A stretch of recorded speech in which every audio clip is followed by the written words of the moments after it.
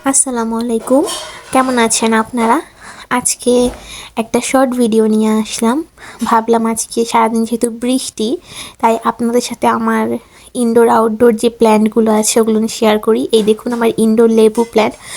এখানে অনেক ভালোই লেবু হয়, অনেক বড় বড় কাগজি লেবু হয়েছে, এগুলোর অনেক সুন্দর ঘ্রাণ।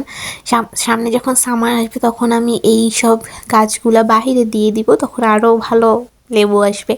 আর এই আমার শখের টিউলিপ গার্ডেন। আমি অনেকগুলো টিউলিপের বাল্ব লাগিয়েছিলাম, সেখান থেকে কিছু হয়েছে, বাট অনেক পরিমাণে সাদা টিউলিপ হয়েছে আর আমার সাদা টিউলিপ খুবই ভালো লাগে। এই গাছটা ওই দিন কিনে নিয়ে এসেছি, বাট এই ফুলটার নাম আমি জানি না। আর আমার সেই শখের গন্ধরাজ গাছ। এই দেখুন আমার সাদা টিউলিপগুলা, মাশাআল্লাহ সুবহানাল্লাহ কত সুন্দর লাগছে, কিন্তু অনেক ভয়ে আছি কারণ আমাদের বাসাটা যেহেতু পাহাড়ির এলাকা, তো এখানে অনেক পরিমাণে হরিণ।